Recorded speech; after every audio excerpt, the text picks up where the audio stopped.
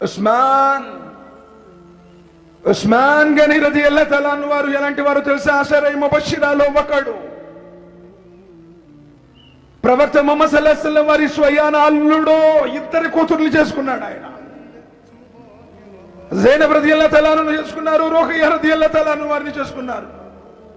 నబీ సల్లల్లాహు అలైహి వసల్లం ఏమన్నారు తెలుసా ఉస్మాన్ రదియల్లాహు తఆలా అన్హు గురించి? ఉస్మాన్, ఒకవేళ నాకు గనక 100 మంది కుమార్తెలుంటే, ఒక్కొక్క ఆవిడ చనిపోతూ ఉంటే 100 మందిని కూడా నీకే ఇచ్చి చేస్తానయ్యా అన్నారు. అంతటి ఉత్తముడు ఉస్మాన్ రదియల్లాహు తఆలా అన్హు.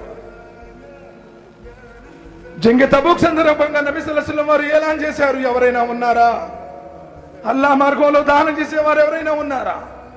ఏ నబీ సల్లల్లాహు అలైహి వసల్లం నా తరపు నుంచి 100 వంటలు అన్నాడు. మరి ఎవరైనా ఉన్నారా? మరో 100 వంటలు ప్రవక్త.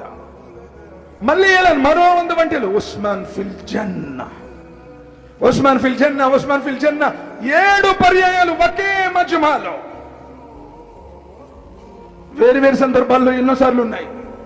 ఒకే సందర్భంలో 7 సార్లు ఉస్మాన్ ఫిల్ జన్నా, ఉస్మాన్ ఫిల్ జన్నా, ఉస్మాన్ ఫిల్ జన్నా. ఉస్మాన్ స్వర్గవాసి. ఎలాంటి ఉత్తముడు తెలుసా? బదర్ యుద్ధంలో పాల్గొనకుండా బదర్ యొక్క పుణ్యం పొందినటువంటి సహాబీ సోదరులారా, ఉస్మాన్ రదియల్లాహు తఆలా అన్హు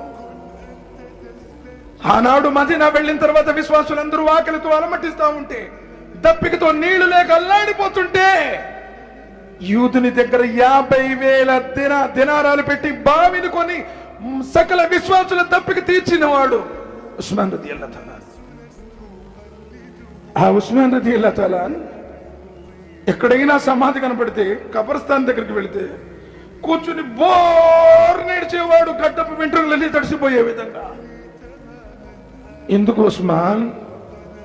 నిన్ను నబీ సల్లల్లాహు అలైహి వసల్లం వారు జన్నతి అని చెప్పారు కదా, బదర్లో పాల్గొనకుండానే నీకు బదర్ పుణ్యం కూడా లభించింది కదా, నువ్వు అషరే ముబషిరాలో ఒకడివి కదా, ఎందుకు ఇలా ఏడుస్తున్నావంటే, స్వర్గవాసి అని చెప్పిన నబీ సల్లల్లాహు అలైహి వసల్లం వారి మాట సత్యమే, కానీ నేను ఆ స్వర్గానికి వెళ్ళాలంటే ముందు మజిలీ సమాధి కదా, ఈ సమాధిలో నా గతి ఏమవుతుందని నాకు భయం ఉంది.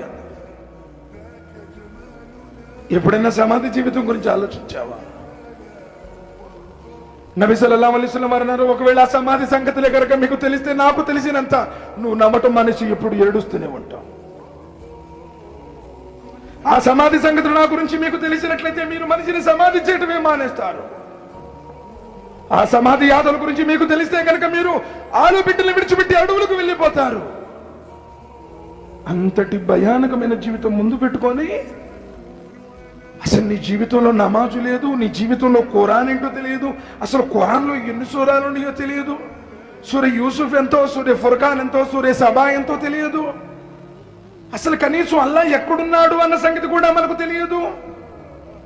ఏదో మేము ముస్లింలు అంటే, మేము సయ్యదులు, షేకులు, పఠాన్లు, ఖాన్లు, మేము ఉర్దూ బాగా మాట్లాడేస్తాము, మా ఇంట్లో లాల్చీ ఉంది, పైన టోపీ ఉంది, పైన పెట్టుకునే టోపీలో కిందేసుకునే లాల్చీలో ఈమాన్ లేదు సోదరులారా. అల్లాహ్ సుబ్హానహు వ తఆలా నిషేధించినటువంటి నిషేధాలకు దూరంగా ఉండి శుభప్రదమైన పరిశుద్ధమైన జీవితాన్ని గడిపేవాడు. ఇత్తఖిల్ మహారిమ్ తకున్ అబదున్ నాస్. ఎప్పుడైతే అల్లాహ్ సుబ్హానహు వ తఆలా నిషేధించినటువంటి నిషేధాలకు, హరాంలకు నువ్వు దూరంగా ఉంటావో నువ్వు పుణ్యపురుషుడు అవుతావు అన్న.